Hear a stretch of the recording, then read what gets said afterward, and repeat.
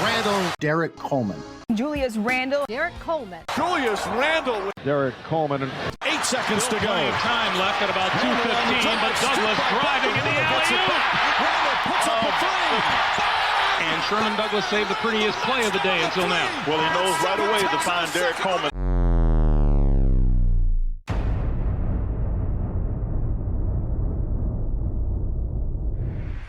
On this episode of NBA Now and Then, the greatest comparisons, we reveal similarities between a pair of remarkable power forwards. This former number one pick took the New Jersey Nets to new heights in the 90s. His strength and aggression makes him one of the toughest frontcourt matchups in the NBA today. From the perimeter or in the paint, these two showed off unbelievable skill in their prime. We are eager to present to you Julius Randle and Derrick Coleman. I'm Lucas. I'm Maurice. And I'm Uriah. And we're here to talk NBA. Now and then.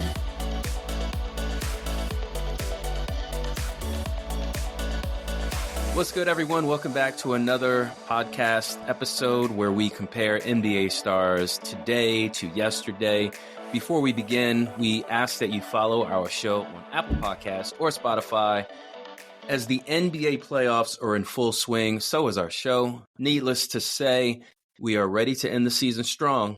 That's why we have some special guests coming in off the bench to co-host some epic episodes. Dusty Garza, who covers the Spurs in San Antonio, is going to be joining us for Victor Wembanyama and Wilt Chamberlain comparison. And Chris Kawhi, who covers the Clippers in L.A., will be stepping up for our Kawhi Leonard and Scottie Pippen comparison. You do not want to miss the next few weeks of NBA Now and Then, guys. Visit www.nbanowandthen.com today for special updates and future episodes that are sure to quench your thirst for unique NBA content. All right, we're about to jump into this comparison. Two amazing power forwards. One that played in the 90s and one that's playing right now in the playoffs with the Minnesota Timberwolves. But let's go to Lucas first. Why are we comparing Julius Randle to Derrick Coleman? I think these guys are two big-bodied power forwards that really put the power in power forwards that, we don't see nowadays too often. Two versatile big men. Both of them have an in-and-out game. They can beat you with a post-up, and they also can beat you with a three. Yeah, the physicality of these players is pretty apparent when you watch any highlights or if you watch them live back in the day. As far as their stature, Lucas, they are definitely strong power forwards. And Maurice, they can pretty much do it all. Yeah. Not necessarily playmakers at the position, but when it comes to rebounding, when it comes to offensive potency, dual threats, perimeter shot, post-up game, I think we were comparing these players for those reasons, but I also have to throw some light on their college careers. And I know Lucas said before we started recording that Julius Randle only played 1 year, but that 1 year was pretty special. And he had a pretty prolific year. I think he set some records that I'll get into. And Derrick Coleman, man, when he was with Syracuse playing alongside Ronnie Cycli and Billy Owens, that was a really, really special team. Do you guys remember that, or is that a little too old for you guys? Definitely too old for me. I remember Billy Owens. I don't know who that is. Yeah. Both guys were lottery picks, but You guys ready to get into this one? Let's roll. Let's go. All right, let's do it. First quarter, background. All right, guys, it's time to talk about Beyblade, a.k.a. Orange Julius, a.k.a. Don Julio. I like that Julio. one. Orange Julius and Don Julio. Yeah. Beyblade, I'm confused about that one. But Me okay. too. There's I'm not still done. more. I'm not done. I know. Oh, you see? Okay, you got it in front of you. A.K.A. Big Jew, A.K.A. King Julius. But before he got those nicknames, he was born Julius Dion Randle in Dallas, Texas, November 29th, 1994. Trivia right off the bat. Okay. Julius Randle's mom played college ball at Texas Arlington. What position did she play? A, point guard, B, forward, C, center. Maurice, what are you going with? Well, I'm going to assume height is in the genes, so I'm going to say center. All right. So I got a question before I answer this. Okay? What? No. It's a valid question. It's a valid question because this impacts how I answer this. Was Julius's dad in the picture? No, he was not. Okay. So with that being said, I'm actually going to say point guard. All right. So even with help, Lucas could not get it right. Maurice, you are correct. She played center. I mean, the height comes from somewhere. Yeah. Well, yeah, it could come from dad, but like the ball handling, that's what I'm thinking of here. Okay. Well, she was only 6'2", but women on the college level. Yeah. So, yeah. And I don't think Texas Arlington is a really big school, but according to the Courier Journal, his mom was taller than him until he almost reached high school. Unfortunately, Lucas, like you alluded to, his dad was not in the picture, but that just made his mom instill toughness in him, especially when it came to hoops. I have a quote from his mom about raising Julius. You guys want to hear it? Sure. Quote, I would push him around. He'd fall down and hop up all mad. I'd throw hook shots on him, and it would just kill him. But she showed no mercy. And she also said, I couldn't feel guilty because this was the position I was in. I had to be both mother and father. I could not be weak. That's fair. Yeah. Does anyone know why Julius Randle wears number 30? I'm going to guess probably because his mom wore number 30. Just on the top of my head, his mother was 30 when she gave birth to him? I don't know. What? She was wearing her college jersey while giving birth to Julius Randle? No. She was 30 years old when she gave birth to him. Oh, jeez. That went over my head. Lucas, you redeemed yourself, so congratulations. So that was his mom's jersey number. So there's a special connection, obviously, with Julius and his mom. Luckily, check this out. This was interesting. Julius Randle was taken under the wing of a former Oklahoma collegiate star named Jeff Webster. You guys ever hear of Jeff Webster? I actually have, but I don't know where I heard about him from. But you heard of him. So yeah. He recruited Randle to his AAU team as a fifth grader and provided invaluable lessons that his mom could not as he was growing into a young man. She saw his presence in her son's life as a blessing and welcomed his tutelage. Julius Randle's high school stats are quite impressive. Over under his senior year. Over under 35 points per game. Lucas. Look, there are only 40 minutes in a high school game, so Lucas I'm going to... logic. Actually, no, there's like, 32? Is it 32 or...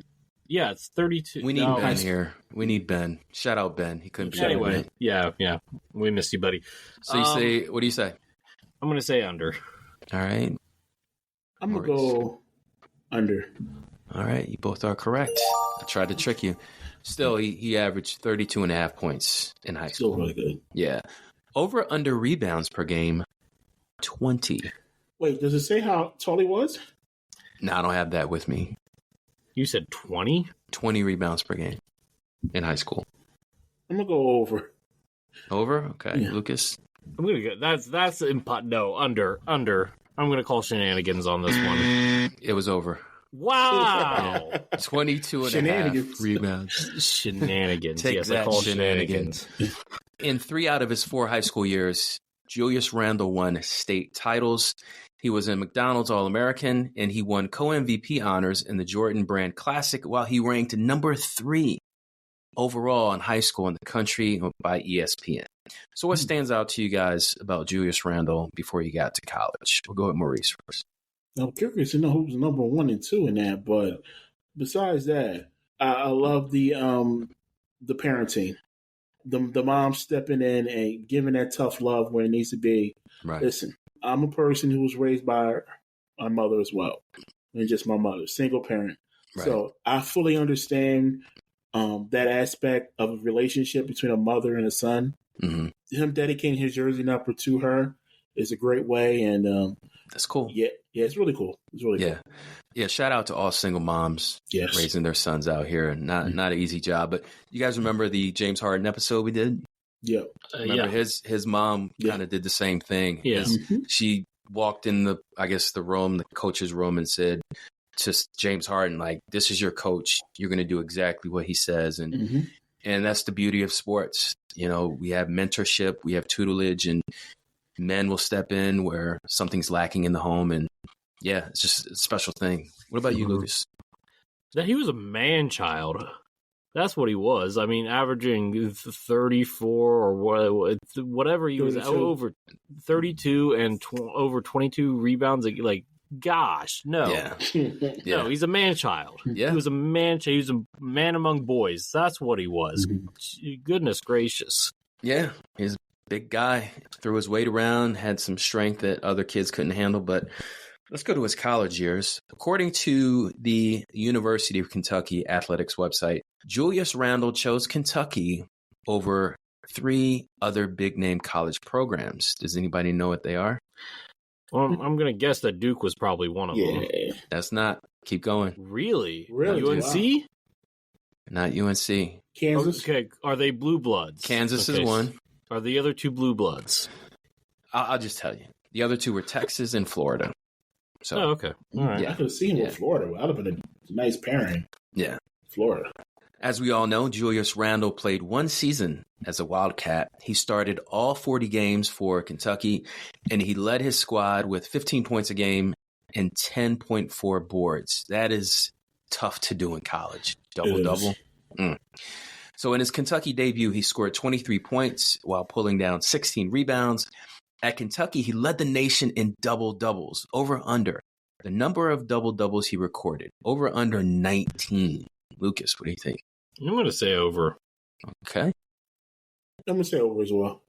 All right, good job, guys. He had 24 double-doubles in college. That is Good grief. unbelievable. And he still ended up being like, what, the 6th or 7th pick in that draft? Yeah, Yep. exactly.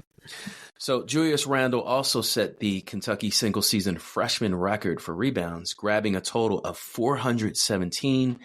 After attending a Lakers game where he watched Randle play, Coach Calipari had this to say, quote, "I enjoyed coaching him. You always enjoy coaching guys that will fight, battle, and play to win. That's what he does." In the same article, Randle said about his college coach, quote, "That's my guy. He's always giving me the utmost confidence," Randle said, "and he always has my back." Just a quick sidebar here. Coach Calipari is loved among his former players. Like, I don't think I've heard one bad thing about Calipari from a former player. He's a great coach. Great coach.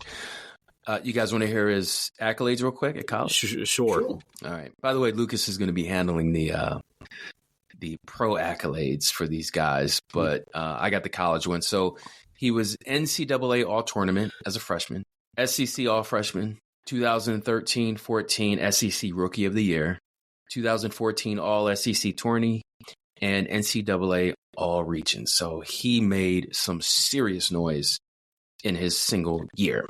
Now, Julius Randle was ready to leave his short college stint behind, declaring for the NBA draft where he was picked in the first round. With the 7th pick in the 2014 NBA draft, the Los Angeles Lakers select Julius Randle from the University of Kentucky.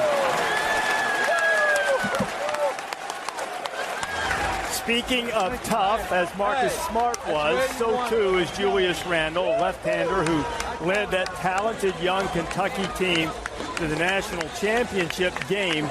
Laker fans happy with it.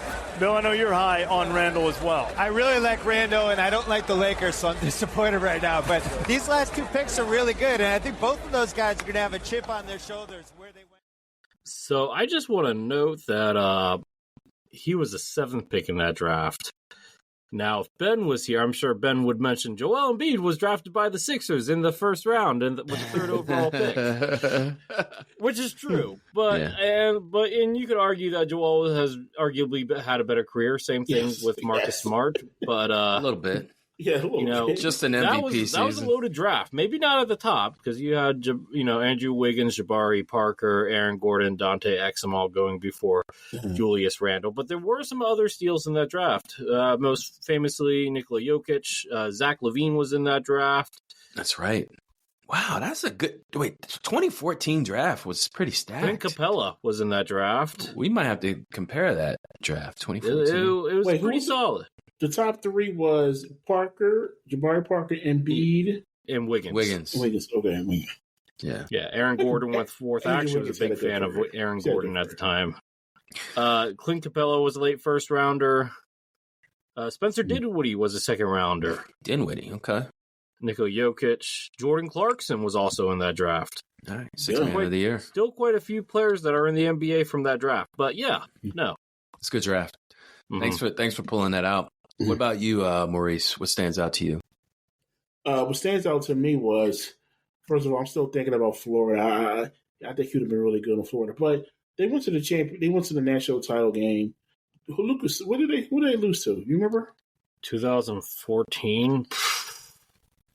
Kentucky versus. Let me pull it up. I think it was Kansas. Think it was Kansas? I think because Andrew Wiggins and Joel was on. Who was in the 2014 NCAA No, they didn't make it to the basketball championship? Oh, your eyes using AI. It was. They played against UConn. Oh, UConn. Yeah. Yeah. Oh, that was the Kevin Ollie one. Shout out to Kevin Ollie. Yep. Well, shout out to Kevin Ollie. Yeah. So anyway, what stands out to me is Zion was a complete package coming out of college.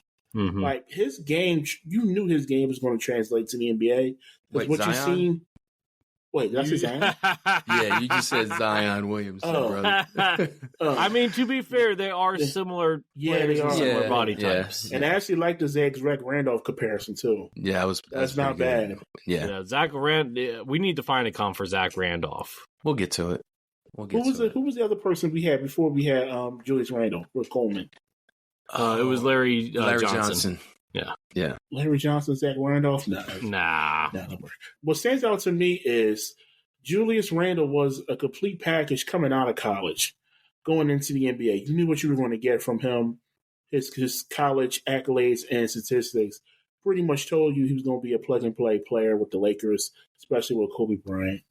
Yeah, definitely. I think that draft was stacked, Lucas, like you said, and Maurice, he was definitely NBA ready.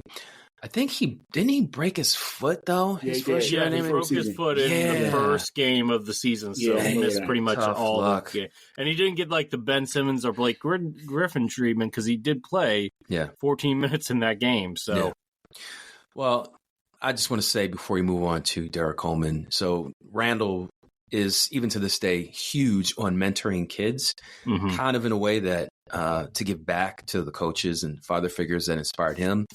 So wherever he's played, LA, New Orleans, etc., he's offered opportunities to underprivileged youth. Real quick, cool story. So when Randle was younger, right, he was taken to a game by a billionaire, Texas billionaire, Kenny Trout, and he took him to a Lakers game to watch Kobe courtside. Ironically, Randle ended up playing with Kobe. He praised Kobe's footwork, his ethic, and a chance to learn from the Mamba. If a billionaire taking me to a basketball game, I'm going to be pretty happy. Hell yeah. Man, I wish I knew a billionaire to take me to a basketball game. Yeah, same here. Probably take us all to a game. Does Warren Buffett watch basketball? I don't know. That's a good question. Probably. You guys ready for the other side of the comparison? Sure. Let's do it.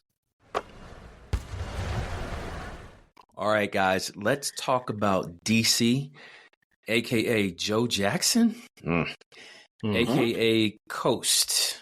Prior to getting those nicknames, he was born Derrick D. Coleman on June 21st, 1967 in Mobile, Alabama. As a kid, Derrick Coleman actually grew up playing two other sports before getting into organized hoops. Any guesses? Okay, one of them has to be football because it's Alabama. I'll give you that. Yeah, that was a good guess. Yeah. Second one. I'm going to say baseball. All right, Maurice. I'm going to say something out of the box. You say swimming. Hey, I'll go swimming. Hey. Swimming. Okay. All right. Stay in that box. The loser box. Hey, I got it right. So, Lucas, you got it right. Yeah, he played baseball and football. In an interview on NBA.com, DC said, quote, I really didn't play organized basketball until I was 13 with coaches and referees. Always had a hoop in my backyard. and I continue to grow and practice and play. Growing up, Derrick Coleman's mom struggled through hardships to raise her son. Times were very difficult for them living in Mobile. He recalls experiencing racism, playing Little League baseball, being chased home by dogs, and even being shot at. Wow. It's crazy. Not the first player that we talked about that dealt with racism. Bill Russell, of course. Absolutely.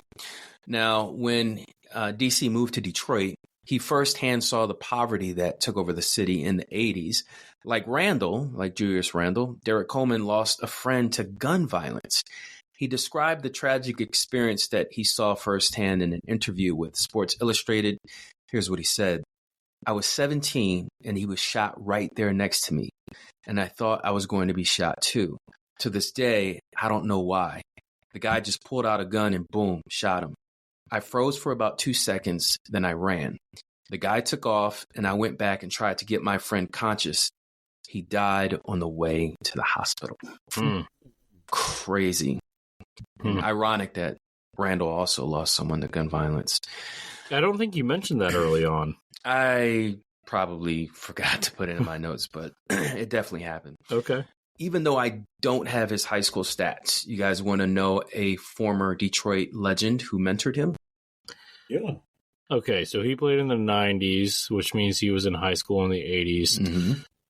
Big man. I'm thinking. I'll give you hope. It's not a big man, but he played with the Detroit Pistons, and he's a Hall of Famer. So either I'm going to guess Joe Dumars.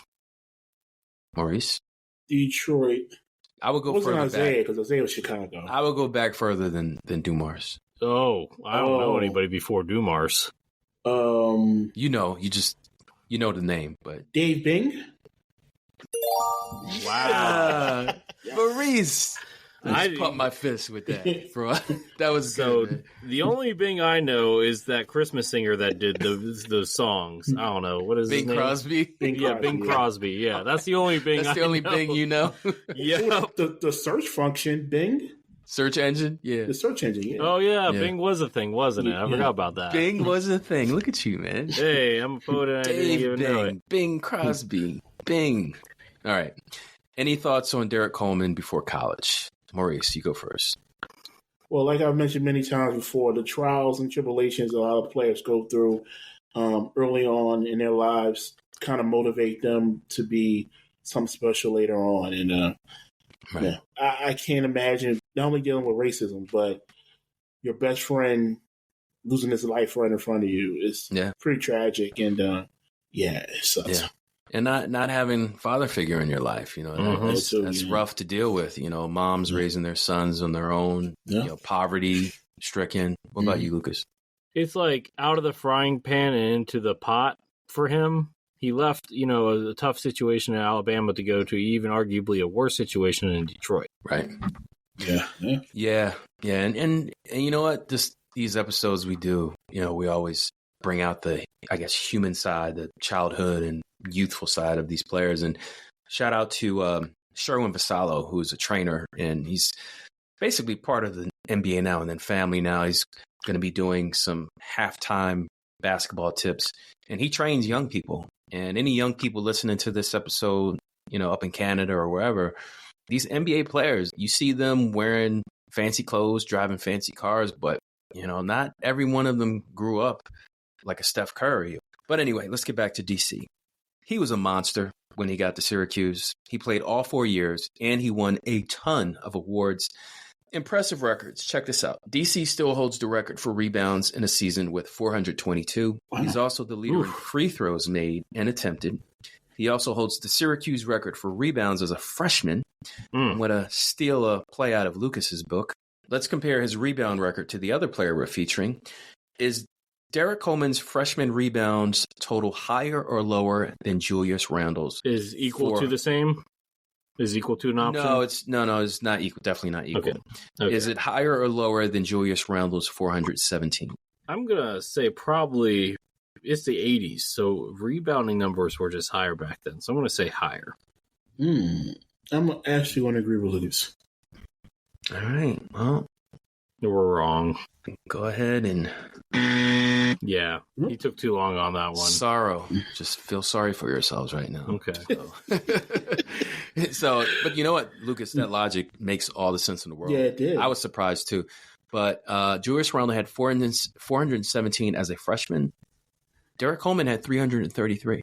Oh, wow. Wow. Yeah. By the way, I'll be honest. I thought Carmelo Anthony was the first big name that ever played for Syracuse. No. Really? No way. Well, I mean, that's like I know Jim Boeheim was there forever, but like, when the Big East was popping in the 80s, when Ewing was playing, and you had Villanova, like DC, I remember I was like maybe 10 and seeing Derrick Coleman, number 44, wearing the orange, and they would play in some dome up there in Syracuse. Yeah, they so Syracuse, Dome, I think it was? yeah. So my understanding is Syracuse has their basketball, like sets up their basketball arena inside of their football arena, and then just like tapes, like puts a curtain up to cover the rest of the football tape. field. They use duct tape. I mean, something like I say curtain. I was going to say tape. Duct tape. Yeah, something like that. Sure. So Derrick Coleman's overall stats at Syracuse were 15 points a game, 10.7 boards, Mr. Double-Double, like Randle, 2.5 assists, and he shot 56% from the field. As a student, this is interesting, DC would get hounded by Syracuse assistant coach Bernie Fine to get to class no matter how early the class was on the schedule. In their Syracuse.com interview, DC recalls, quote, "When I first got to Syracuse, I hated Bernie Fine. He was constantly on me about going to class. It would be 6:30 in the morning and there would be a blizzard outside and Bernie's knocking on my door. He would say, 'You got a psych class at 8 o'clock. Fine would yell through the door. I'd say, 'Bernie, school's closed,' Coleman said, laughing. 'You either make it to class or you're running laps at the Dome.' By the middle of my sophomore year, I realized this guy really cared about me," Coleman said. "Not just the basketball player, but the person. I called him the other day, and I wanted to say thank you to him." I like that's nice. Like that. I actually used to have a psychology class at 8 in the morning when I was at Hampton. Man, yeah, let me tell you, those early college classes were killers. Weren't they? Yeah. Oh, my gosh. Yeah. I remember having a speech, public speaking class. At 8 in the morning? At 8 in the morning. Oh, my God. And the teacher was so, like, he cared about where you were looking, how you projected, all that stuff. Oh, wow. It is public professional type. Well, I mean, yeah, but, like, as long as I'm looking straight, like, I don't have to be looking at, like, as long as I'm not looking down or looking up in the air, I could be looking pretty much wherever I want. As long as you didn't have a hangover. Well. So wait, real quick. So my 8 o'clock college class story is every Tuesday and Thursday I would have biopsychology, so something with the physiology of psychology. And this professor was a great professor. I can't remember his name, but this dude at 8 in the morning would wear this like tight shirt, and he would have like yellow stains on his shirt. Ugh. And he would have like, sweat stains. Ooh. At 8 in the morning, I'm like, yo, man, like, what are you doing? All right, let's get back on track. Right. We're almost done. All right. His senior year, Derrick Coleman did lead his team to the NCAA tournament, but they were upset by the University of Minnesota. He didn't hang his head too much because right after he declared for the NBA draft where he was selected first by the New Jersey Nets. David Stern. With the first pick in the 1990 NBA draft, the New Jersey Nets select Derrick Coleman from Syracuse. So Derrick Coleman is the selection, surprising almost nobody.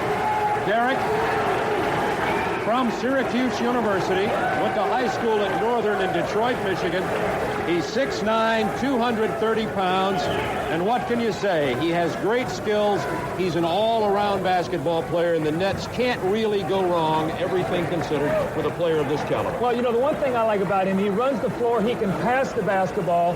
He's going to become a better offensive player in the pros because it's a more wide-open game. But if you watch him outlet the ball on a rebound, he can throw it both right and left-handed. I think this kid is going to be a very good NBA player. One of the things I like about him, Bob, is I like to look at a guy and his improvement. As a freshman, when he starts playing and he goes right on up and keeps improving, you look at his average. He went from 11.9 up to 17.9 in that area. Did a little better with his free throw shooting. This is the kind of guy you like to have. I just want to know that this was also an underrated draft. Names that went after him include Gary Payton, who we will be doing an episode on in season 3. Yes, I knew that one. Ahmed Abdul-Rahif, Dennis Scott. Oh, yeah. Sniper. Tyrone Hill, Felton Spencer, Kendall Gill.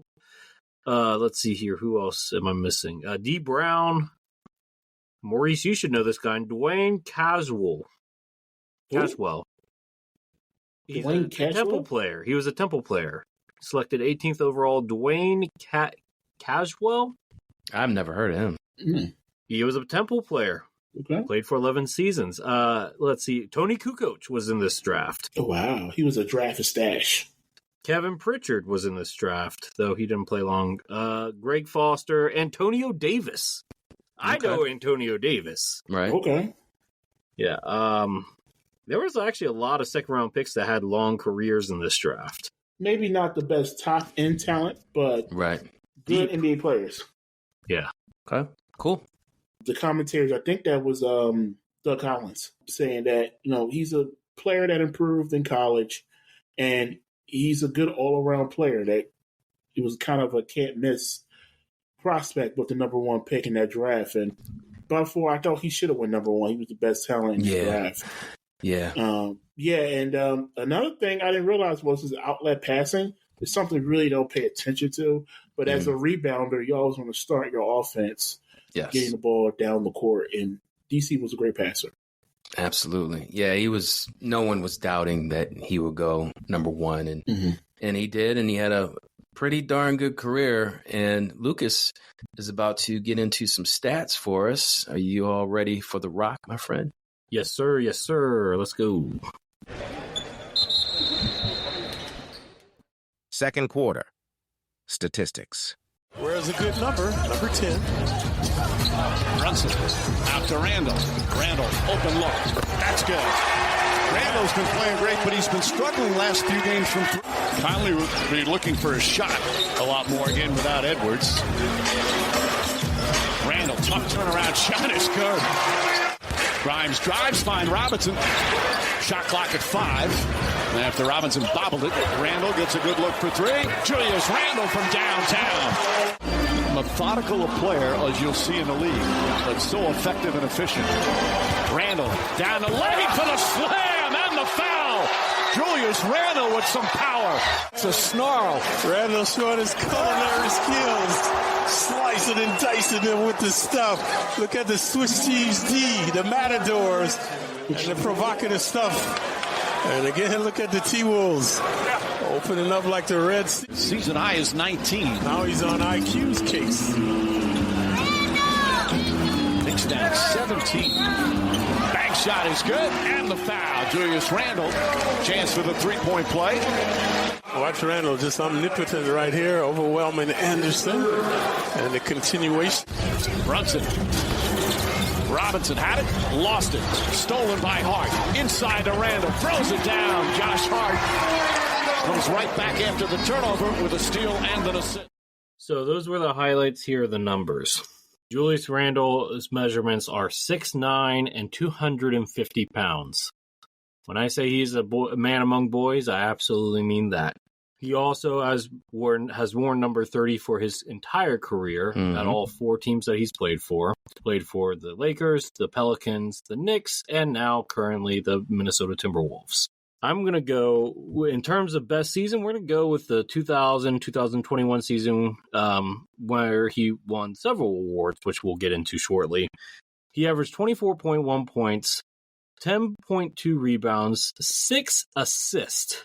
Okay. 0.9 steals, 0.3 blocks, 3.4 turnovers, and 3.2 fouls while shooting 45.6% from the field, 41.4% from the three-point line, and 81.1% from the foul line. Now, I will say that generally this season is an outlier in terms of his three-point and generally his foul shooting. But overall, what are your guys' thoughts on this best season? That's really impressive. 41%. 41% what on volume? 5.5 attempts per game. Wow. Okay. Yeah. And as we're recording, the Timberwolves are still in the playoffs, so they're in the second round. Just beat the Lakers. Then now they got to face the Golden State Warriors. I didn't know that he averaged 6 assists. He's a playmaker. Wow, that's pretty impressive. I mean, the shooting is one thing, but getting others involved is a completely different aspect to his game that I was not familiar with. So yeah, he's not just a scorer. He can play make and he can find the open man. With the Knicks, he averaged 4.7 assists per game for his time with the Knicks. Same thing with the Timberwolves. Now, his previous stops, he didn't get to be involved as much offensively, so like the playmaking is down. But yeah, he's a playmaker. He is a playmaker. Yeah. So for his career, he's averaging 19 points, 9.1 rebounds, 3.8 assists, 0.7 steals, 0.4 blocks, 2.8 turnovers, 3 fouls while shooting 47.1% from the field, 33.4% from the three-point line, and 75.3% from the foul line. This season, pretty much everything is above his career average. For the season that we did, yes. His current season with the Timberwolves, he didn't make any awards, but he averaged 18.7 points. Since his rookie year, career low, 7.1 rebounds, but you can attribute that to teammates, which I'm sure we'll talk about. Right. 4.7 assists. Third highest in his career. No, fourth highest. Sorry, my bad. Still pretty high. 0.7 steals, 0.2 blocks, while shooting 48% from the field and 34% from the three-point line. Sorry. He's an all-star level player. I think that's fair to say. Absolutely. I mean, it's pretty impressive to have averaged 19 points and 9 rebounds in your career. Yeah. And almost 4 assists a game. Over under 15 triple doubles as a career high. How many? Triple doubles? Triple doubles. 15? 15. Ooh. He's been in the league for a decade, so I'll go over. You go over, Maurice? I'll go under. Maurice, this is for you. Okay. Yeah, 14. Still pretty impressive. Yeah. That is impressive. Let's go to career high scoring now, guys. This is where it gets juicy. Over under 50 points as a career scoring high. As Maurice always says, everyone in the NBA nowadays scores over 50. So I'm going to go over. Okay. Okay, I should have said 60 because the answer was 57. Wow. Wow. I don't even remember that. What team was he on? He was on the Knicks two seasons ago. Oh, okay. Yeah, well, he was the number one option, so that makes sense. He was the number one option for sure. In terms of rebounds, 20 rebounds as a career high. That happened last season. I'm going to go under. It happened a couple of seasons. I'll go under. No, it's not over under. I'm just telling you. Yeah, that was just funny. Oh, snap, my bad. Yeah, 20. Now, over under 12 assists as a career high. Well, he has 14 triple doubles, so I'm going to go over. You're going to go over, Uriah? I'll go over too. You are correct. It is 17. 17 Mr. for a guy that Playmaker. doesn't play point guard. Let's just think about that for a second. Yeah. The man got skills. 5 steals, 5 blocks, his career high, 9 turnovers. He didn't bust the double digits, which I'm surprised about because I feel like he could have very easily, considering the amount of ball handling that he does. So, any takeaways here from career highs for him? The career high numbers that you've given us, it seems as though statistically he's at his best when he's the number one option. Yes. I think he's the better player when he has a Jalen Brunson or Anthony Edwards. I'm still on my own thunder, but I don't care. When he has those type of So you think team success is better when he's the second fiddle? Yes. But he can definitely put up numbers that are worthy of a number one Yes. option. Yes. Yeah. Okay. I think that shows his. It could be part of the offensive scheme. So we could say, oh, he's very unselfish, but we don't know. I mean, we don't know how they. Well, to Maurice's point, this is his best playoff run yet, and he's playing second fiddle. And he's also playing second fiddle to arguably the best player in the league right now. Arguably. Playoffs. Yeah. Depending on the matchup, third fiddle. Yeah. I'll go with this guy, Gobert. Lucas's guy. We're not doing that. Don't get him worked up. Don't start. He'll go Offensively, on McDaniels is a better player than. So let me just say 57. I did not know Randle put up those numbers. To get close to 60 like that is you're reaching an upper echelon of NBA stardom, and I don't know how many All-Stars he had. Lucas will get to that, but someone said it earlier. He's an All-Star type player. So yeah, the points. Yeah, the guy can dominate if he wants to. Absolutely. Yeah. On that note, let's switch over to DC himself. And outside to Mark Davis.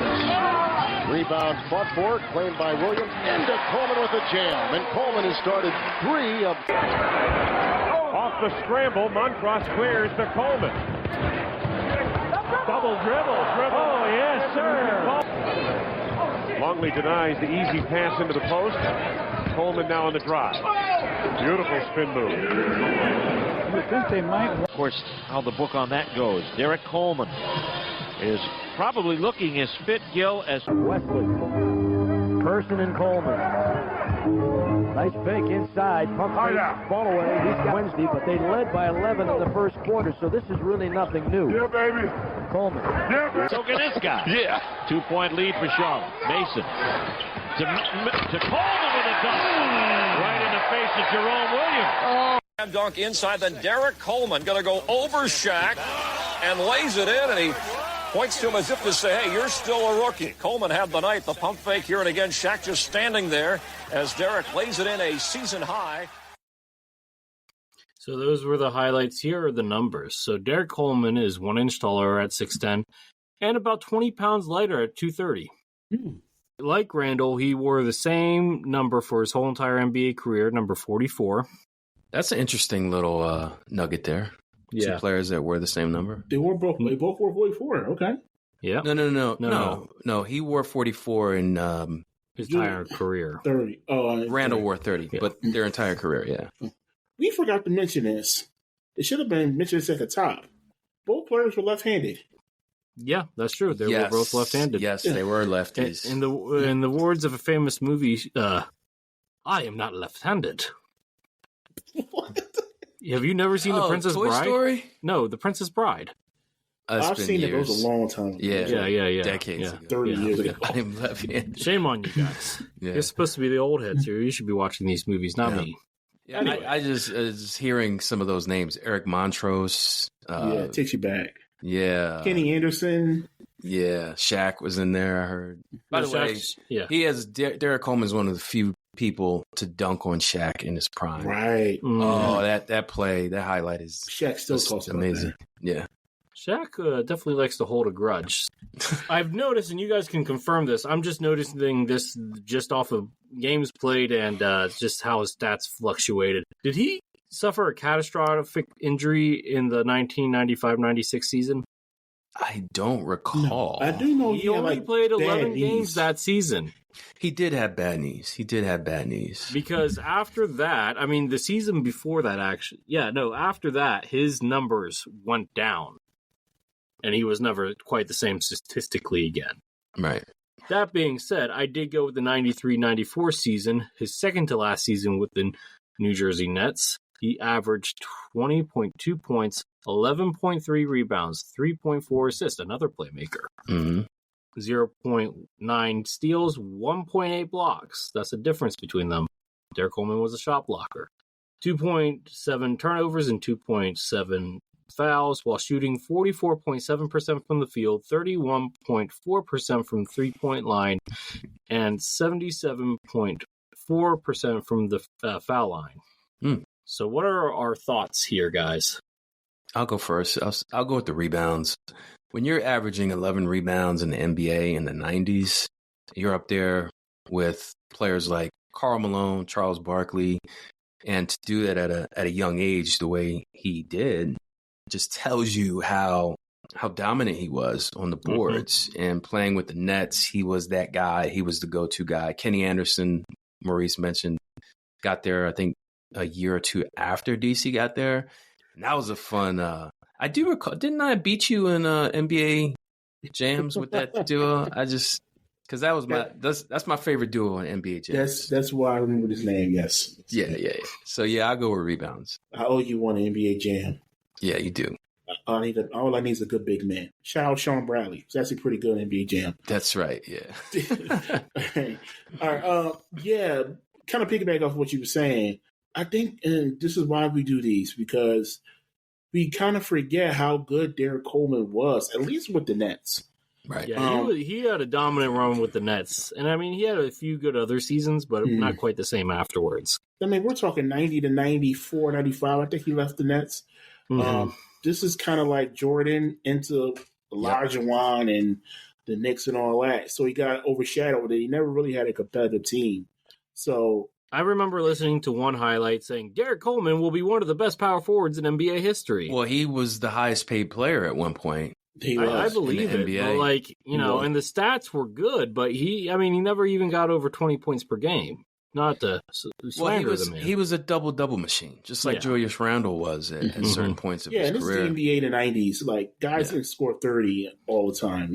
I get that. I just, when we talk about greatest power forwards now, we certainly do not talk about Derrick Coleman. Not any shade, but I guess when he got that contract, his career trajectory was going up because he was an all-star and he was a popular player. He was very entertaining to watch.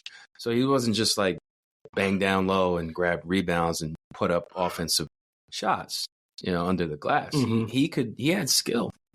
Oh, I believe it. I've seen the highlights. So anyway, for his career, like I hinted at earlier, after he left the Nets and went to the Sixers, his first season with the Sixers, he only played 11 games and only averaged 11 points per game. And then after that, he had decent run in the teens, but then he just couldn't bounce back by the time he was in his mid-30s.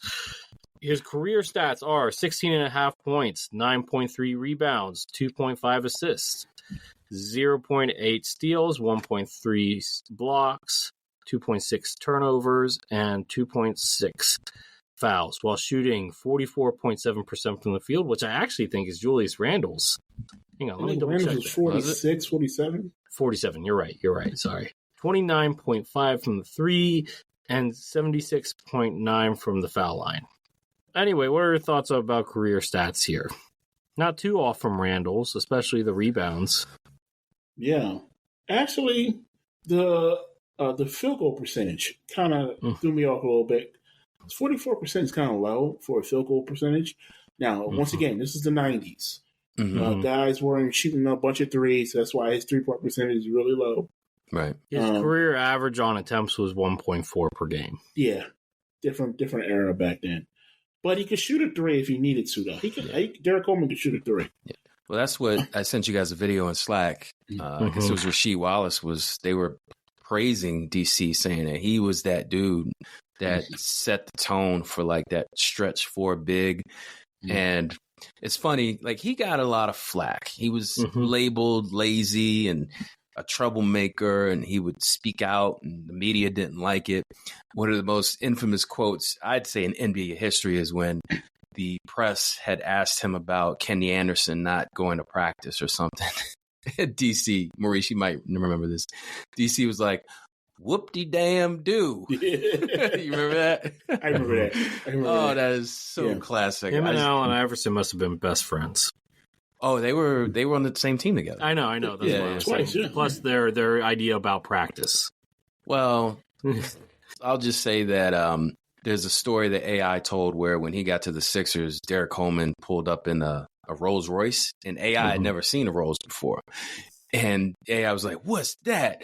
And DC was like, "Look, man, what you do is you go out in your drop top Rolls, you don't have a shirt on, you wear your gold chain, and you just ride around in flip-flops and your Gucci underwear or something like that. Swear to God, it's the story AI told. So, yeah, they were cut from the same cloth, I guess you could say. And we'll talk about that more later. Yeah. Did Derrick, I'm not going to ask if he had more triple-doubles than Julius Randle. We all know that's not the case. But did he have any triple-doubles? That's a good question. What do you think, Maurice? The fact that Lucas asked this question, I'm going to say no. You think no? Okay. I think it's like reverse psychology, and he played so long, there's no way he could not have had a triple-double. So I'm going to say yes. Maurice, this is for you.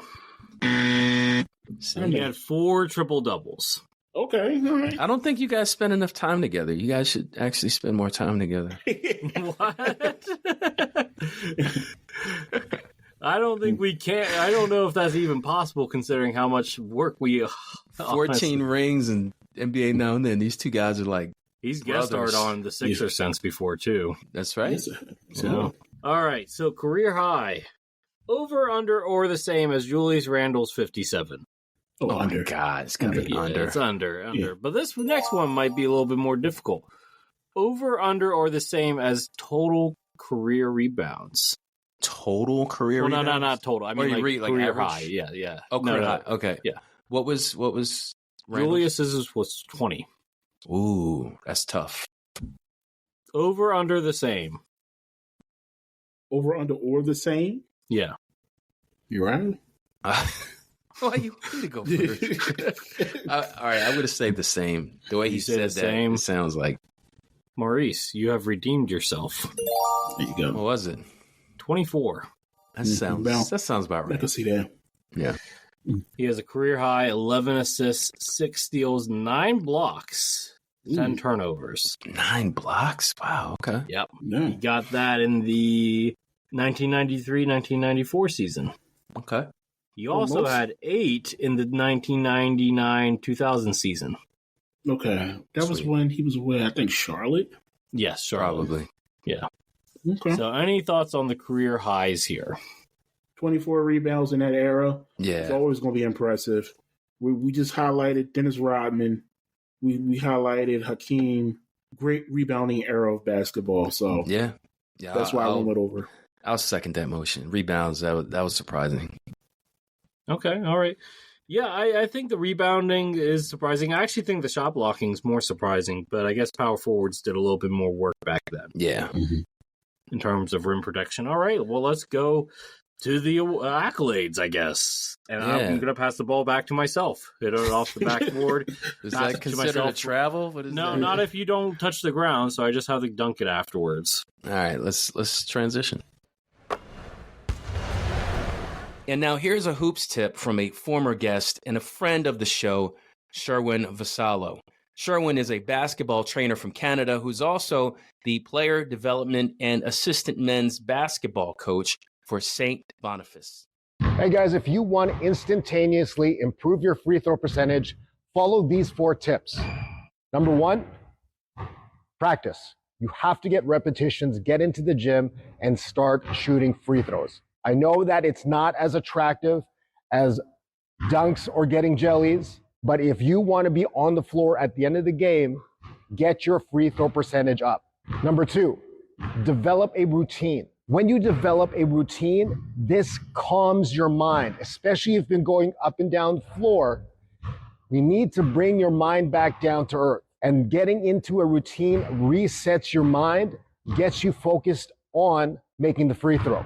Number 3, take your time. You have 8 seconds to get the shot off. You don't have to use all 8, but use as much time as you need because you don't want to rush the shot. And the last thing, take a deep breath.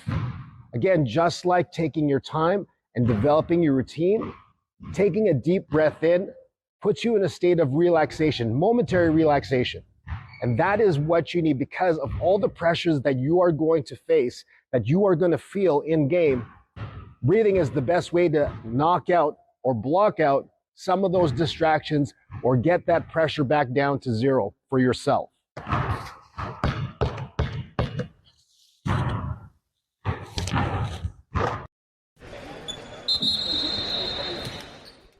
Third quarter, accolades.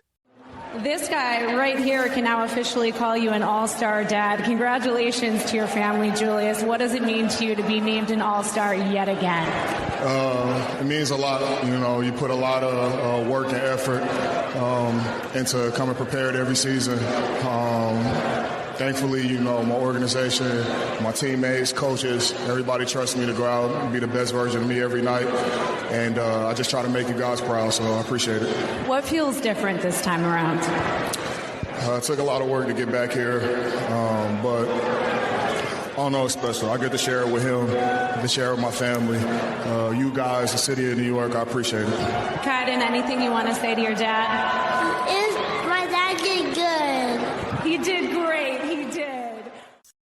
Well, that's adorable. All right, that was the cutest thing we've ever had on this podcast. Thank you, Maurice, for finding that clip. Yeah, yes, sir. He seems like a really nice family man. I see a lot of pictures of him online with his family. Yeah. Julius Randle, the majority of his awards come in 3 seasons. So let me ask you guys this first. How many All-Star games has he made? I'll go with 3. You say 3, Maurice? I think it's 2, 3, or 4. Well, you got to choose one. 4. 4? Okay. Uriah, this is for you. Really? Yep, 3. Ooh, that was a guess. Now, 2 out of the 3 times, he was also named to an All-NBA team. The 2 out of 3 seasons he made an All-Star, he also was named to an All-NBA. And they were not the same All-NBA team. So can you tell me which All-NBA teams he made it to? There's 2, he's made 1 of each. So which ones? It's got to be 2nd and 3rd. You say 2nd and 3rd, Maurice? 3rd. What's the other one? What's the other one? 2/3. That I said no. So give him give him the buzzer. No. He's doubling down. Give him the buzzer. Wait, you said that? Oh, my fault. No. So Uriah, again, you're on fire. You got another one. Okay. Well, so logically, it was 2. Second. So he made all NBA second team in 2020-21. And All-NBA third team in 2022-23. Yeah, he ain't beating out LeBron and KD. Yeah. So now he's won 1 other award. Can somebody tell me what it was? It's an individual award. Is it one of those newer awards? Nope, it's not new. It's got to be most improved. That is correct. Oh, yeah, I was either that or comeback player, but he never really had comeback. He did get nominated for MVP. He got 8th on the ballot one year, and then he also got clutch player nomination, 14th on the ballot. Clutch? Okay. Yep, I think so. 14th, my God. Yeah, I guess there was a lot of people voting that year. So look, Julius Randle, 3-time All-Star, 2-time All-NBA, and most improved player. Honestly, I think the most improved player came about 2 seasons too late, because honestly, he made the jump after he left the Lakers. He went from 16 to 21 when he went from the Lakers to the Pelicans. He was basically playing center next to Anthony Davis that year. Yes, that's true. Yeah. He averaged 21 and 8 that year. But, 24 and 10 and 6 is pretty impressive too. So I can't throw that away either. But yeah. Okay. Yeah, no. So what are you guys' thoughts? Do you think he should have made more All-Star games or more All-NBAs? Or, do you think he will make any more All-Star or All-NBAs? See, I think it's fair where it is. He is 30 years old at this point, by the way, should note. I think it's fair because he really didn't break out until he was with the Knicks. Okay. That was his breakout team. And he was with the Knicks for, I want to say, 3 or 4 years. Mm-hmm. Mm-hmm. Now he was there for 5 years. 5 years? Wow, time flies, yeah. Mm-hmm. Yeah. And now with the Timberwolves, just being honest, I don't foresee him being another All-Star level player. Getting that nod, at least. He could be All-Star player, but not getting that accolade. No, he averaged 18, basically 9 and 7 this season and 5 assists. So 9, 7, and 5. That's not going to get you an All-Star ballot in the West. Yeah. No. Yeah, and with the majority of touches going to Anthony Edwards, it's going to be hard for him to break him as a number 2 there, though. He's a great number 2. He's a good number 2. Yeah. Yeah, I think the number of All-Stars sounds about right. And most improved player, listen, I couldn't ask for a better player or a better person to get the accolades he's earned. He just seems like a good guy, family guy, went through a lot, didn't have his dad in his life. And just the fact that he wears number 30 in honor of his mom. How cool is that, right? Mm-hmm. So, yeah, I'm a big Julius Randle fan after researching him. And I hope he flourishes and I hope he wins in Minnesota. The question is, do you guys think this is enough if these are the only accolades that he gets, is this enough for him to make the Hall of Fame? No, I'm going to say no. Probably not. No. That's a shame, but yeah, you're probably right. Yeah. All right, so that's it. Not a lot of awards for these guys. I'm not going to belabor the point. Let's go to DC now. Could Dream Team 2 beating Dream Team 1? Why would you even ask me that question? I just want to hear your answer. I know what you're going to say, but I want to hear your answer. You really want to hear my answer? But break down to me why. Break down to me why. Yes, break it down. Because we were better. No. I want to break down like how, like who would break it down for me. We were better. First, all of us are in our prime anyway. Right. Right. Yeah. Shit, Larry Bird landed on the floor. His back broke. He can't do nothing. You know what I'm saying? Right. So think about it. You want to get matchups? I got. So everybody was like, "Well, what about Mike?" I'm like, "Well, what about Mike?" Right. Who knocked Mike and them out the playoffs every year? Isaiah and Joe. Okay. Those were my guards. So I got you. I got Isaiah, Joe Dumars, Tim Hardaway, Mark Price, Reggie Miller. Those are my guards. Okay. Steve Smith. Those are my guards. Okay. And I got the eighth wonder of the world, which is Shaq. Yeah. Yeah. And I got Dominique at the 3. Yeah. You know what I'm saying? So you can throw the power, whatever you want. You can put me there. You can put Sean Kemp there. You can put Lonzo Mourning there. Yeah. You can put Larry Johnson there. Yeah. You had a crew. You know what I'm saying? You had a crew. Come on, man. You had a crew. Man, I would love for that game to happen. Yeah. That would have been special. Special. Yeah. And it was one of the best times of my life, though. Wow. So that was interesting. Yes. Yeah. But he made sense. It made sense though. Because of the age of the he had an Dream Team argument. 1. Yeah. So anyway, not too many accolades here, but let's get through it. Unlike Julius Randle, who only played one game of his rookie year, my man here, DC, played 74. Mm-hmm. Now, obviously, first overall pick makes it easier to win Rookie of the Year. True. Averaged 18 and 10 his rookie year. So, besides getting a Rookie of the Year, did he get any other accolades that season? His first Rookie year? of the Year. This is so easy, but you guys are going to overthink this. So easy. Yeah.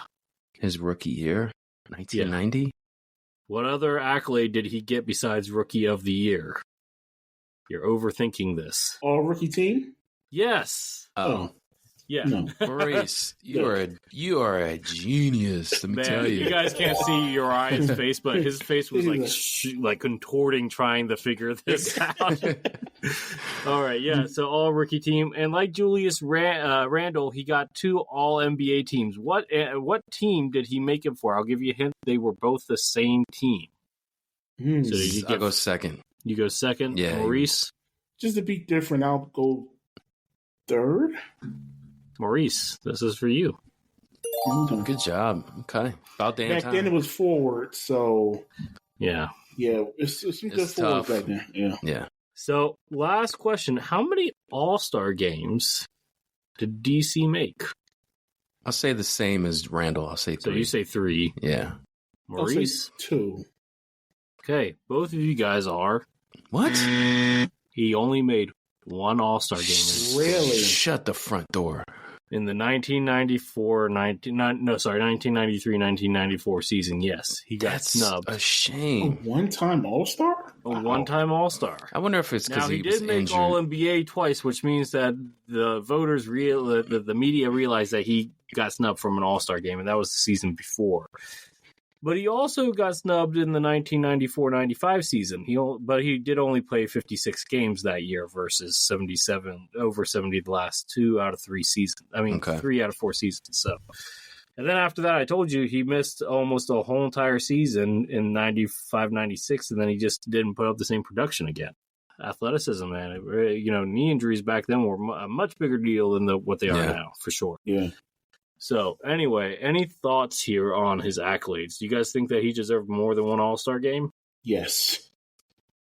I have a theory why he didn't. So, what's up? Here's an interview that I read where he looked back on his career. Or it might have been during his career he was interviewed. I don't remember. I just recall he was defending some of his statements and some of his decisions when he was playing with New Jersey. He was accused of being lazy, as I said earlier, being outspoken. He spoke out against the dress code, right? Mm-hmm. And he broke it down, and it made all the sense in the world. He said, it's 9:30, 10 o'clock at night. We dress up full suit, right? Shirt and tie, jacket, just to get on a bus, just to get off the bus, to go to the hotel and go to bed. Think about that. And that happens every game. I mean, not home game, but I guess away game.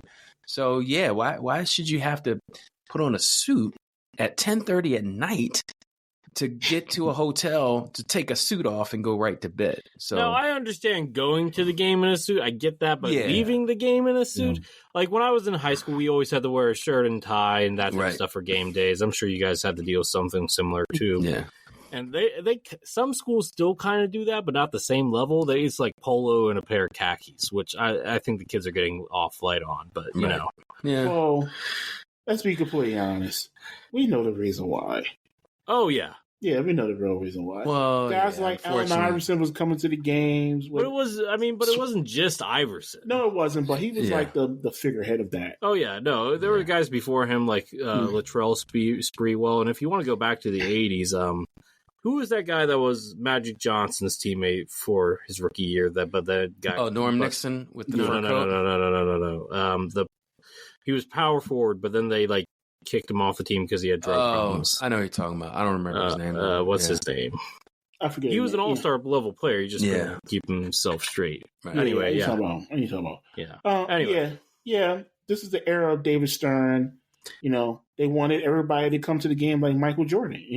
Exactly. Well, I mean, he was trying to make the game not globalized and let's be real. The 1970s and 80s of the NBA was a little bit too rough for the casual fan. Let's be real. Yeah, they drinking beer at halftime, smoking cigarettes. Yeah, so in David Stern's defense, he overcorrected because you need to overcorrect when you have a major problem like that. Now, did it rub people the wrong way? Absolutely. Yeah. But in the end, it did make the NBA more globalized, and now we have what we have now, and we're in an era of prosperity in the NBA.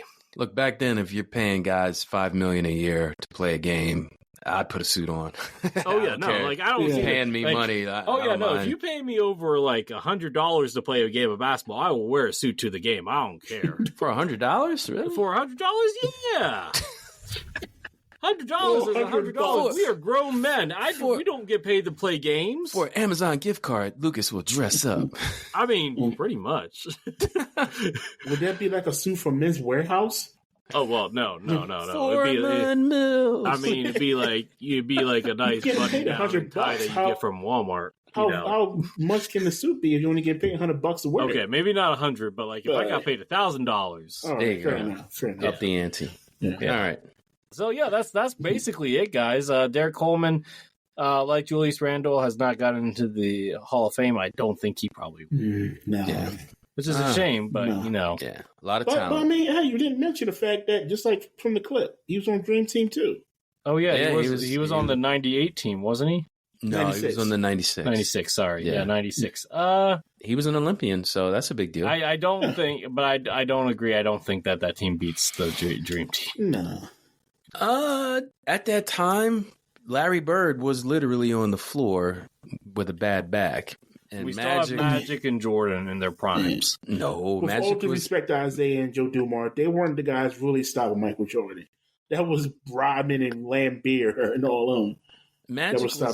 was a 16-year veteran at that point. He was not in his prime. Jordan still was, but yeah. He wasn't 16. Magic came into the league in 79. Yeah, 1979, 1996. No. We're not talking about. We're talking about the 92 Dream Team versus Yeah. Okay. All right.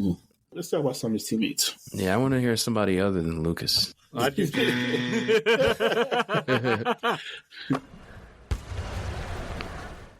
Fourth quarter, teammates.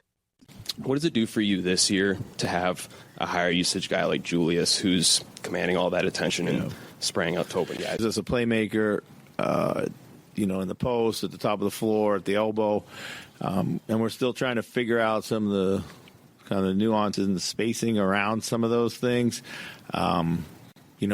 He sometimes you don't know when it's coming, but it is coming. So it's just a lot of getting used to there. You can see Dante and him have a little better connection, of course, haven't played together. So they kind of knows where Julius is trying to get to and moves accordingly.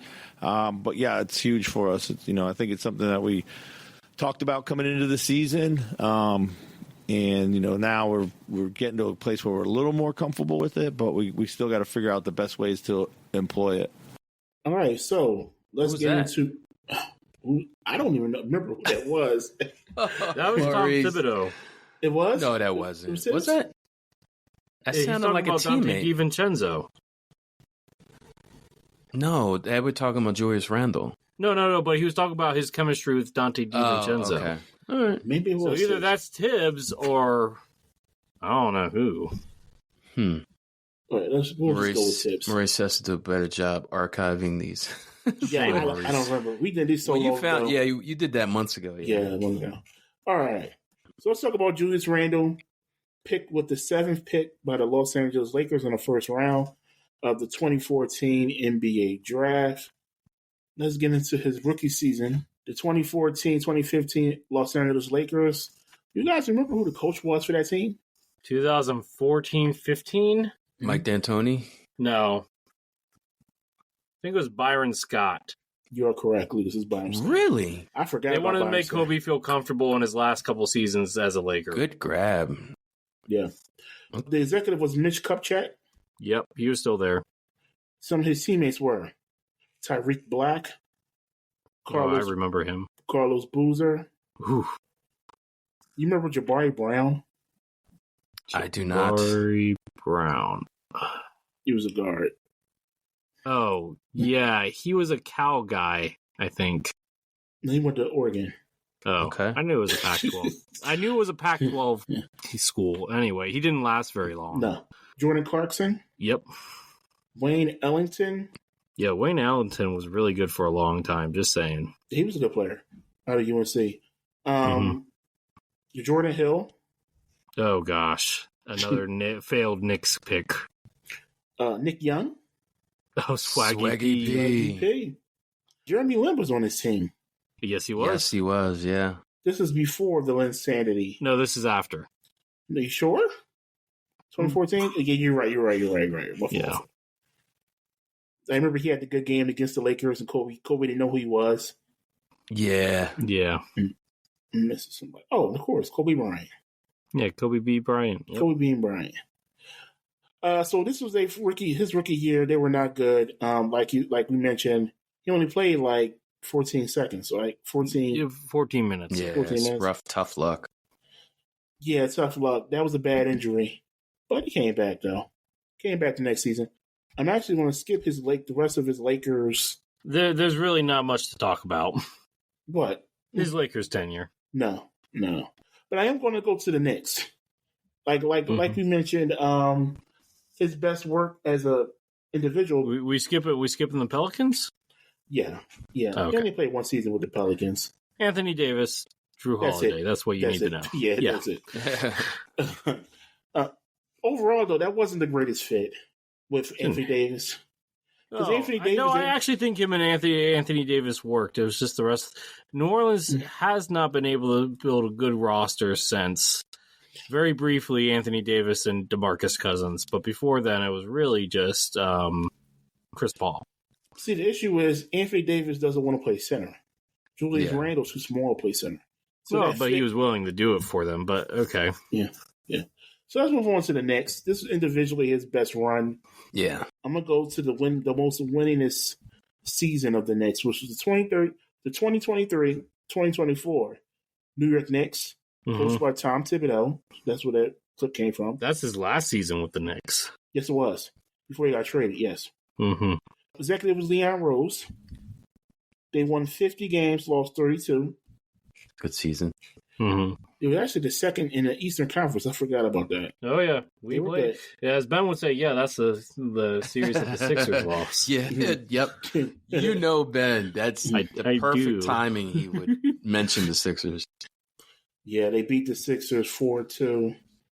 They lost to the Eastern Conference semifinals to the Pacers 3-4. Some of his teammates were Precious Achiuwa, mm-hmm. OG Anunoby, yep, RJ Barrett. Yeah. Oh no, they traded him halfway through, but yes. Yeah. Bojan Bogdanovic. Mm-hmm. Bogey. Shout out Charlie Brown Jr. Ayo, another Sixers reference. Yep. I interviewed Charlie Brown.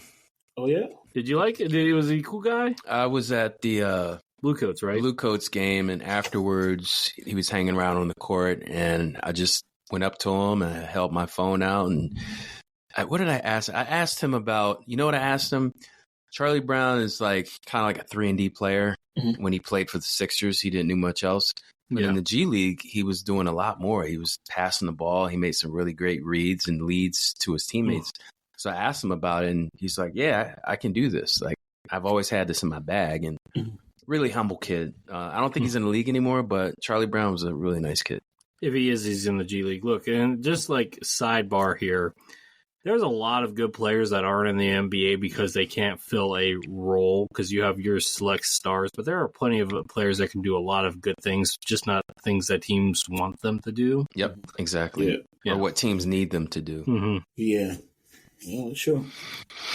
All right, moving on. Dante DiVincenzo, Taj Gibson, Josh Hart, Emmanuel Quickly, who was traded, Mitchell Robinson, mm-hmm. and of course, Jalen Brunson. Gosh.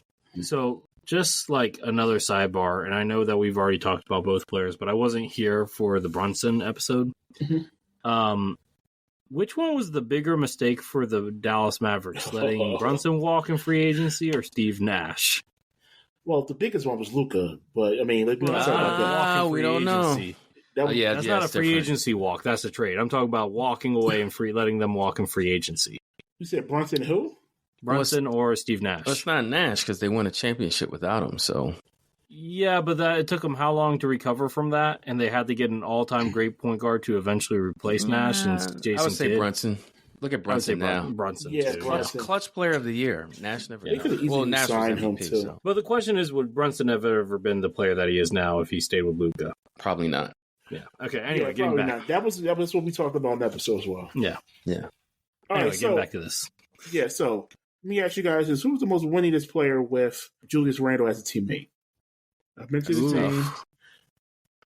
It's got to be with the Knicks because he spent the most time with the Knicks. I'm gonna say Mitchell Robinson. That's what I was gonna say. I say Mitchell Robinson. Yeah. Okay. Right. Yeah, Mitchell Robinson. Yeah. Well, both of you are. Aww. Mitchell Robinson was third with 114. Actually, it was RJ Barrett. Oh, that's right. He's in Toronto now. Okay. Yeah. Okay. That makes sense. Yeah. And what's crazy about RJ Barrett is they actually have a below 50 winning percentage. He's lost more games than he won with RJ Barrett. He has 150 losses with RJ Barrett.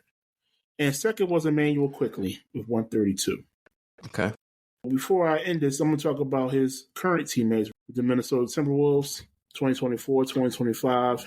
They won 49 games, lost 33. Their coach is Chris Finch, and their executive is Tim Connolly. Some of his current teammates are Jaden Daniels, Naz Reid, Anthony Edwards, Rudy Gobert, once again, Dante DiVincenzo, Joe Ingles, Mm-hmm. And Mike Conley. Okay. Good team. Good team. Very good team.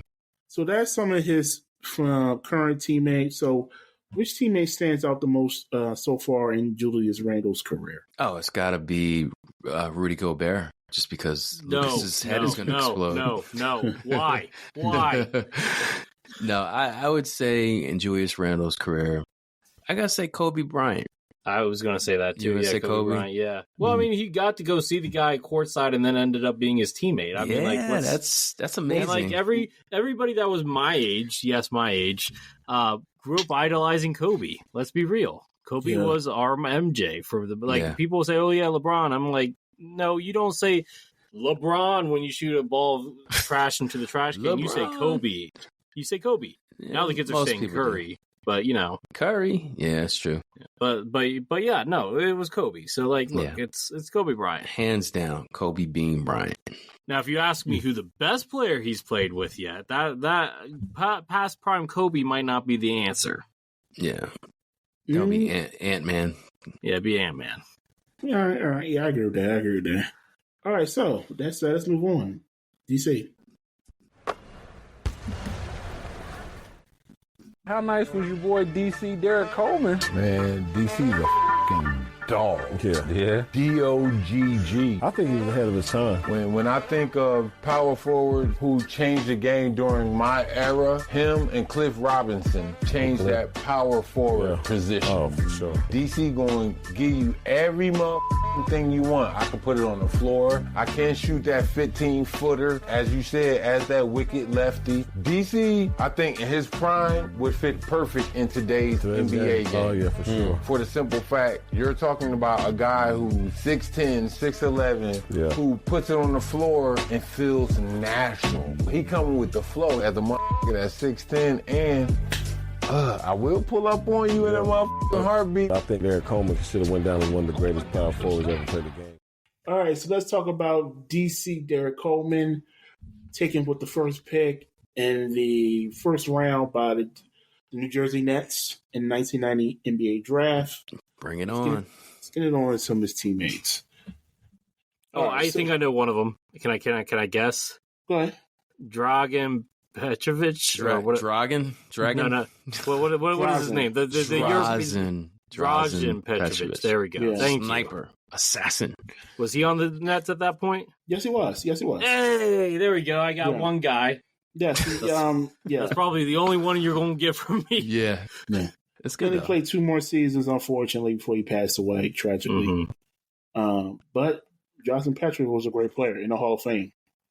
All right, so his rookie season, 01 to 01. The 1990 to 1991 New Jersey Nets, they're a really bad team. Obviously, they had the number 1 pick. They won 26 games, lost 56. Coach was Bill Finch, and their executive was Willis Reed. Bill Finch. Any related to Chris Finch? No. It's Bill Fitch, not Finch. Fitch. Yeah, Bill Fitch. Okay. Did I say Finch or Fitch? Yeah, you said Finch. Okay. Let me start that again. Their first season in 1990-1991, their record that season was 26 and 56. Their coach was Bill Fitch, and their executive was Willis Reed. You all know who Willis Reed is. Oh, yeah. Famous Nick. Some of his teammates, a blast in the past right here. Mookie Blaylock. Yep. Point guard. I know who that is, too. Mookie. You don't know who a lot of these players, Lucas. Sam Bowie. Yep. Oh. Yeah. Oh. You remember that move Jordan did? Yep. And he was like going up in the air one way, and Sam Bowie's right there on the sidelines. Yeah, ironic. Yeah, that was ironic. Sam Bowie was a nice player. He just had a bad knees. Yeah. It seemed to be a problem with a lot of the players before 2015. Yeah. Players today have bad knees, as we know. We can move on from that. Chris Dudley, Roy Henson. Yep. Terry Mills. Mm-hmm. We mentioned Drazen Petrovic, Chris Morris, and Reggie Theus. I know Reggie Theus. Reggie Theus was a bucket, man. Yeah, he had some game. But this is 12th year of Reggie Theus, so. Oh, okay. Let me ask you guys this question. Matter of fact, no. Let me go on to the next one. Wait, okay. Yeah. Now, Derrick Coleman had 2 stints with the Sixers. We want to highlight this first stint. Wait a minute, you're not going to mention the Kenny Anderson teammate? He came the next season, but okay, all right, we'll skip that. But he was probably one of his best teammates. But all right, go to the Sixers. My bad. Mm-hmm. Derrick Coleman had 2 stints with the Philadelphia 76ers. I'm gonna highlight his first stint. The 97-98 76ers. This was statistically his best season with the Sixers.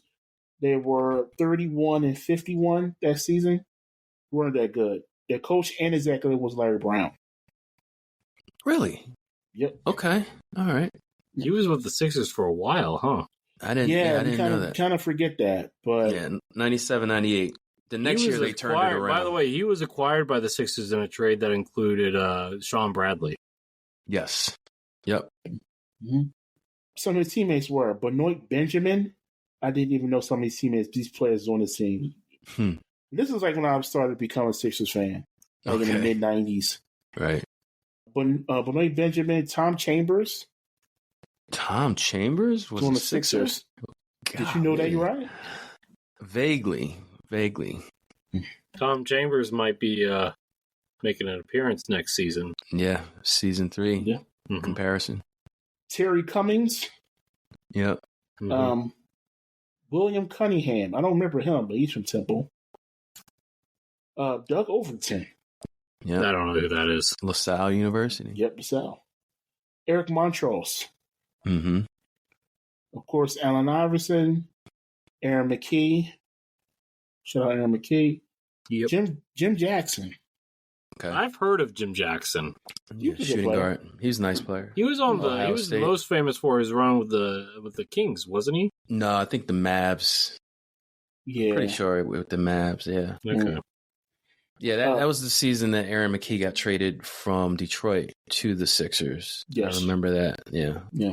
Became a really good player, 6th man of the year.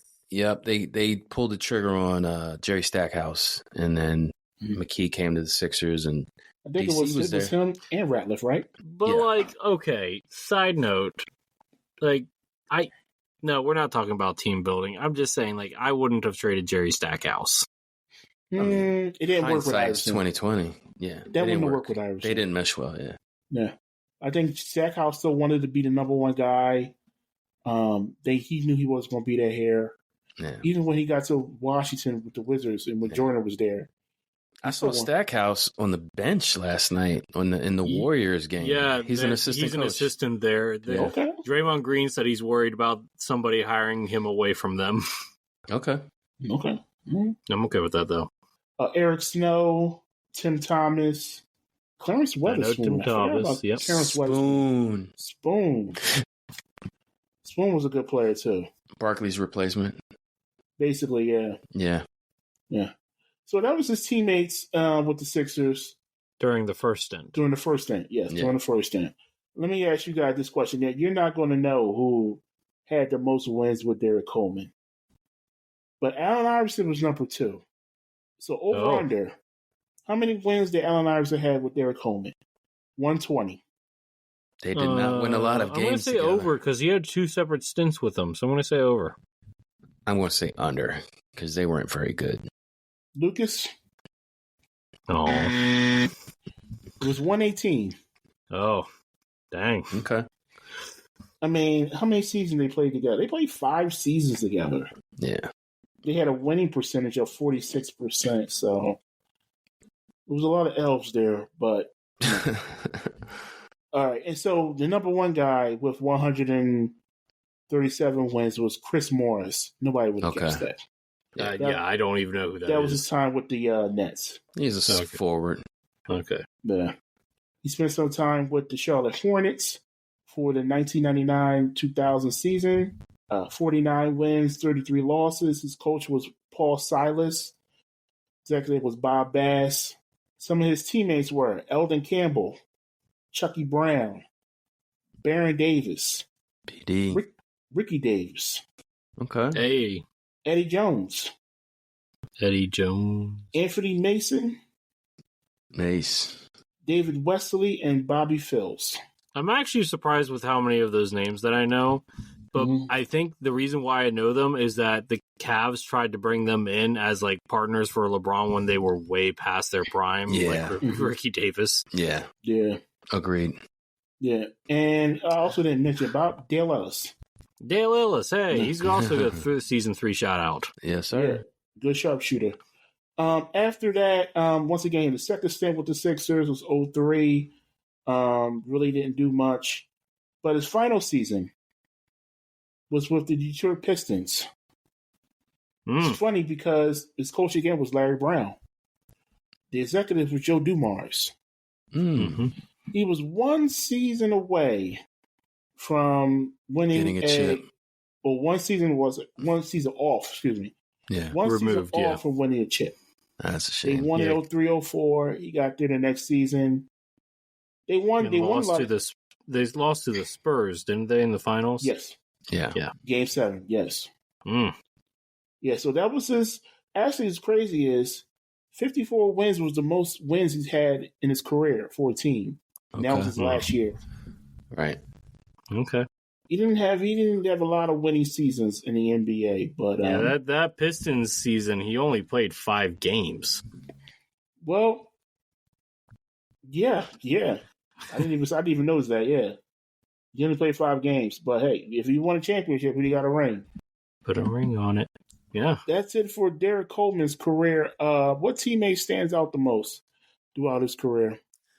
I'll go with a teammate that wasn't listed, and that's Kenny Anderson, just because whenever I play Maurice and kick his ass in NBA jams, I always play with Derrick Coleman and Kenny Anderson. It's going to fuel me. I'm telling you, it's going to fuel me. Yo, I'll be going up by 20 on this dude. He beats with the Detroit Pistons for some reason. I don't know why. He's secretly a Pistons fan. I have a strategy. That's why. My strategy is not to play with Sean Bradley. Sean Bradley's good. I'm telling you, he's good. He's good. Okay, all right. Anyway, rematch coming. All right, Lucas. I'm going to say the more obvious answer, which is Allen Iverson. Okay. Maybe if Petrovic actually, stayed with us for his full career, like maybe that would have been him. But AI was the best player he played with during his. I can't say prime, but like his majority of his career. That's a good point. Yeah, you got it. I would I wouldn't say teammate, but I would say coach, and I'll say Larry Brown. Larry Brown, that's a good one. Yeah, always a great influence on the players. LB. And the equivalent to that for hard-nosed defensive coach for Julius Randle is of course Tom Thibodeau. Yes. Yeah. Similar coach style. Yeah. Very similar coach. Yeah. All right. We all set? Mm-hmm. All right. Now that we've given you all the facts on Julius Randle and Derrick Coleman, it's time for you to make your case.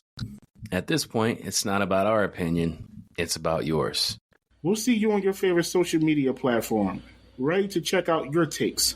Chime in on Instagram at NBA_now_and_then_pod, on X at NBA_now_and_then, and don't forget our YouTube and Facebook pages, NBA Now and Then. For the sources of information used in this episode, you can visit our website, www.nbanowandthen.com. Also, visit our website to sign up for a monthly newsletter and check out our comparison articles. All right, that was great. Going back in time, comparing DC to Julius Randle. Until next time, this has been NBA Now and Then, greatest comparisons. Peace. See you. Auf Wiedersehen.